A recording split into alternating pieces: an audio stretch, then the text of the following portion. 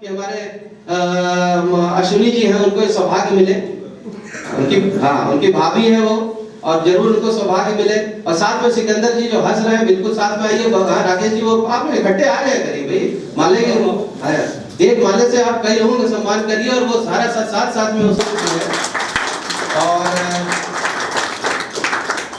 देखा इन्होंने भी अपने बहुमूल्य समय निकाला, हम आभार व्यक्त करते हैं।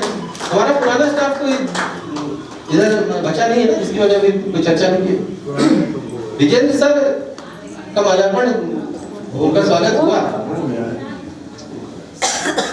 सर क्षमा चाहूंगा सर, मैं थोड़ा कमजोर शिष्य था। तो ये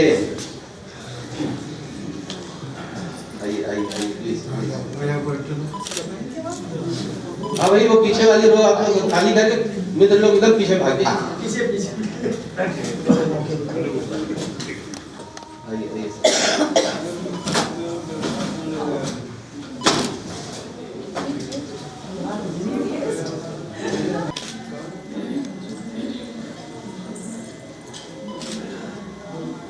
इस महत्वपूर्ण अवसर पर अपने गुरुजनों ऐसे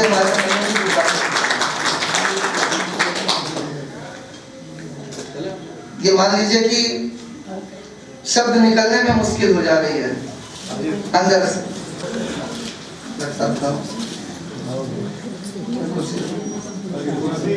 हमारे मित्र राजेश जी ने बताया कि इस प्रोग्राम के विषय में जो कल्पना की गई, यह निश्चित तौर पर किसी के भी दिमाग में अचानक नहीं उपजा, और हम में से कईयों का यह मानना है कि यह कार्यक्रम भगवान ही है। उनको भी हम लोगों की तरफ से सादर प्रणाम।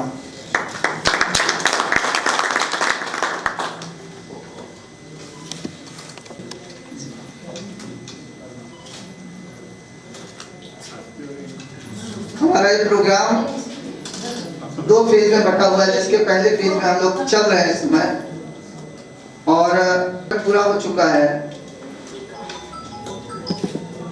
और दूसरे पार्ट में हम चाहेंगे अपने गुरुजनों से आशीर्वाद लेना, क्योंकि गुरुजनों की प्रेरणा से ही, गुरुजनों के आशीर्वाद से ही, उनके निर्देशन से ही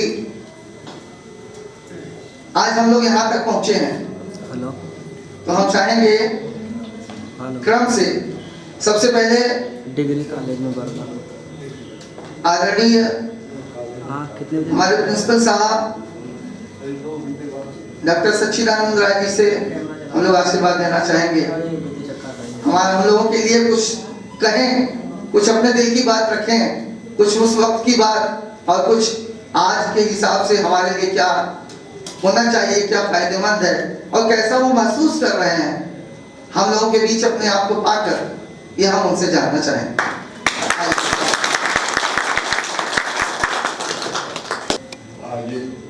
आज के बीच अपने आप को उपस्थित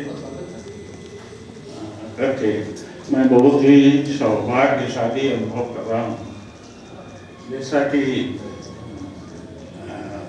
राजेश जी ने और ऋषि जी ने बताया कि ये जो इसकी कल्पना या विचार जो मन में आया, तो ये विचार एक तरह से देखा जाए तो ग्रामीण अंचलों में नहीं, बड़े बड़े महाविद्यालयों और विश्वविद्यालयों में इस तरह के आयोजन नहीं होते।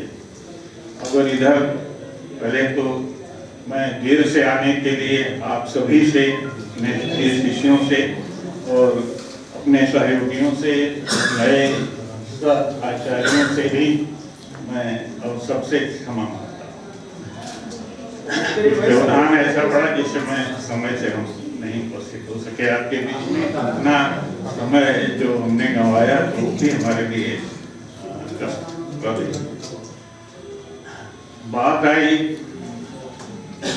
इस महाविद्यालय के संस्थापक और प्रथम प्रबंधक स्वर्गीय गणि राय जी, जो इस क्षेत्र से विधानसभा का 4 या 5 बार प्रतिनिधित्व कर चुके, और जब वे विधायक नहीं थे और किसी पद पर नहीं थे तो उन्होंने इस विद्यालय की स्थापना वहाँ सड़क के उस तरफ इंटरमीडिएट कॉलेज तो नहीं था, जूनियर हाई स्कूल से उन्होंने इसको आगे बढ़ाया, फिर उसको बढ़ाते बढ़ाते और उस स्थिति में पहुंचाया जो उसका वो आप जानते होंगे कि वो पढ़े नहीं थे, बहुत कम पढ़े थे, पढ़ नहीं पाए, और अपने बचपन से ही माने शुरू से ही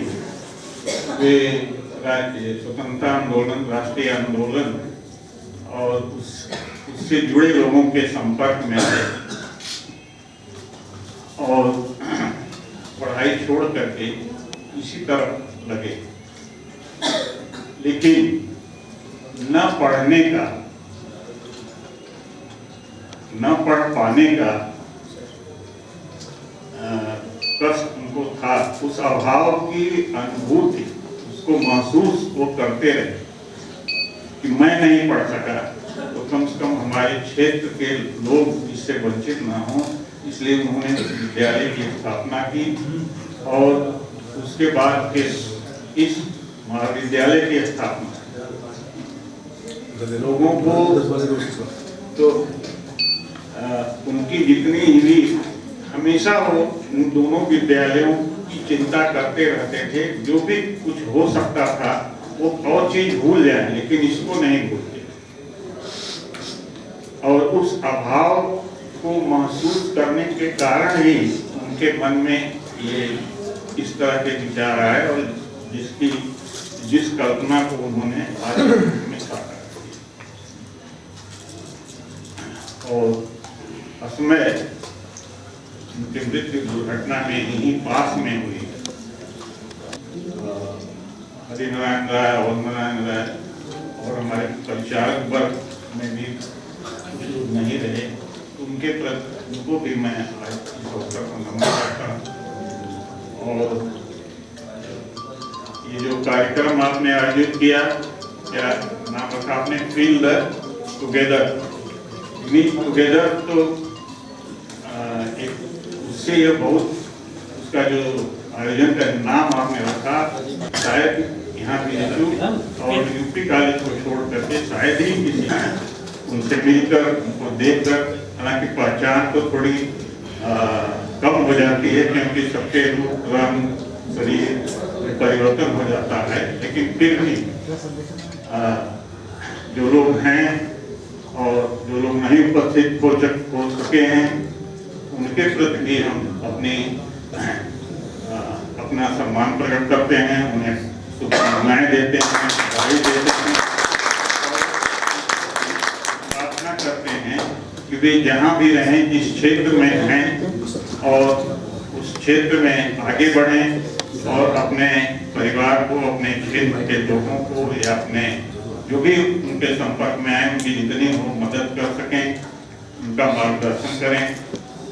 और आप तो ये रजत जयंती यानी 95 में जो लोग उत्तीर्ण हुए हैं वो आए हैं, जैसा कि बताया कि 25 साल हो गए, तो आज के जो हमारे नवागंतुक सहायक आचार्यगण हैं या और भी कुछ लोग हैं जिनसे वो काफी वरिष्ठ हो गए, तो अगर आपके सम्मान में कोई असुविधा हो, अरे कोई कमी रह जाए, कोई आपको असुविधा हो तो उस पर ध्यान मत दीजिए, क्योंकि ये सब लोग मिल करके आयोजन किए तो, और आपसे मिल करके आर्थिक प्रसन्नता के बहुत हो रही है और बड़ा ही सुखद अनुभव हो रहा है। तो ज़्यादा समय न लेकर के मैं आपके प्रति पुनः अपनी हार्दिक शुभकामनाएं और मंगल कामनाएं प्रकट करता हूँ। आप आगे बढ़ें।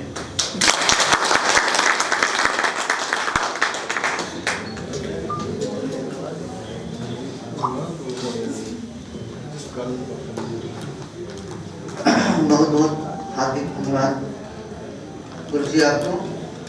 और इस आयोजन की सफलता में जो मुख्य सार छिपा हुआ है, जो कारण है, हम लोगों ने इसकी शुरुआत अपने व्हाट्सएप ग्रुप की लगभग फरवरी में की थी और ये प्रोग्राम आज के अंतिम सप्ताह में होना था, किंतु उसी दौरान वैश्विक महामारी कोरोना के आक्रमण ने हम लोगों के प्रोग्राम को छीन कर दिया। बावजूद इसके हम लोगों का प्रयास जारी रहा और अंततः आज वो समय आ गया कि इस प्रोग्राम को एक रूप दिया जा सके। आज भी लोगों के अंदर उस रोग का भय है, लेकिन उस भय को दरकिनार करते हुए हमारे गुरुजनों ने यहाँ आकर के हम लोगों के प्रति जो आत्मीय प्रेम का प्रदर्शन किया है, उसके लिए हम अधिक आभारी हैं लोगों। और आश्रम बचत के इस क्रम को आगे बढ़ाते हुए मैं अपने अंग्रेजी के प्राध्यापक अपने समय के श्री रामानुज राय जी से निवेदन करता हूँ दो शब्द।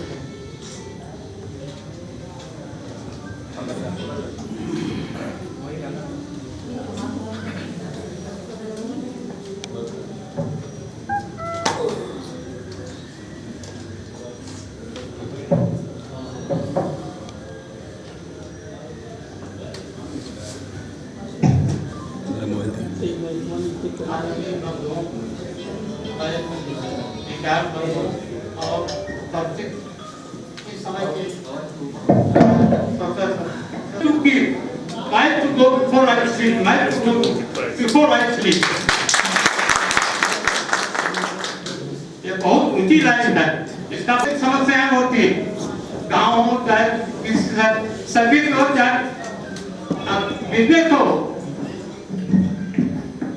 सबके सामने समस्याएं होती है।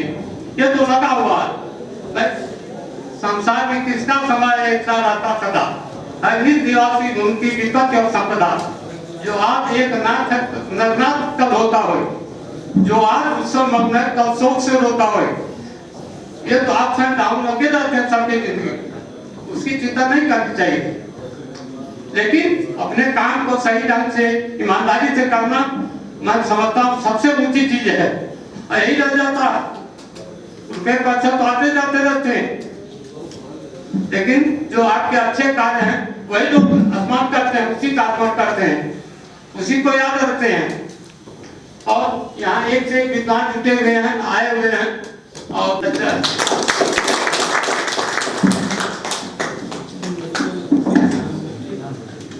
तो आपका भी स्वागत है, दिल से स्वागत है। बाकी जितने हमारे मित्र जो थोड़े थोड़े करके आगे पीछे करके लेट आ रहे हैं, उनका भी स्वागत है।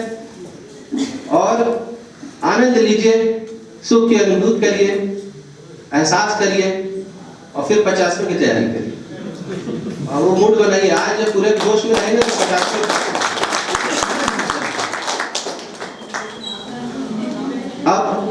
अब देखिए, शुरुआत में जब मैंने बात की थी, अपनी बात रखी थी, चर्चा की थी, तो सर ने कहा कि राजेश जी इस क्रम में चलिए।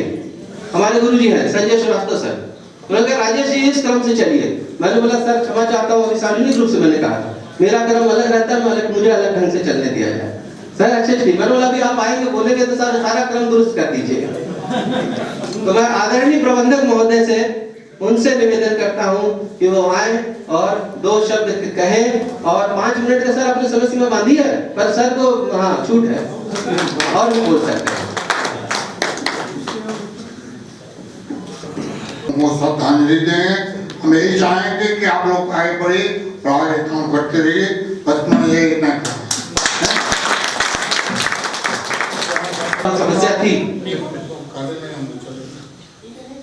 आदरणीय गुरुजी Shri doctor CB Singh sir, मैं निवेदन करूंगा कि वो आए और अपने विचार यहाँ पे रखें। जो आपके पूर्व छात्र हैं उनका प्रोत्साहन करें और जरा जोश का संचार करें। श्रद्धेय प्राचार्य जी, जो हमारे बड़े भाई रहे, इस संस्था के प्रबंधक रविंद्र राय जी, भाई रामनुज राय, डॉक्टर दिनेश नारायण, श्री विजेंद्र राय, और यहाँ उपस्थित हमारे छात्राएं और तत्कालीन छात्र, जिन्होंने इस महाविद्यालय की गोल्डन जुबली और आप अपनी सिल्वर जुबली में आज बैठे थे। सेवानिवृत्ति के बाद, जैसा कि हमारे प्राचार्य जी ने कहा कि बहुत कम संस्थाएं ऐसी हैं जहां पर इस तरह के आयोजन होते हैं।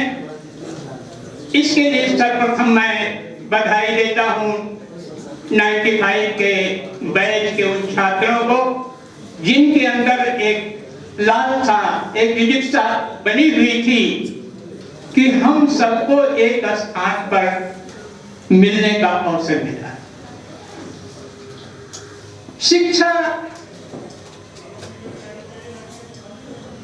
वह प्रक्रिया है जो मनुष्य को जन्म से लेकर के मृत्यु पर्यंत मिलती। मैथिली ने लिखा, education is the process that goes on from cradle to the grave. Cradle हमारे घरों में जो सूप होता है, बच्चा पहले उस सूप में आता है, और ग्रेव कब्रिस्तान। जीवन पर्यंत आदमी सीखता है, फिर भी पूर्ण नहीं हो पाता। और शिक्षा का आयाम असामान्य।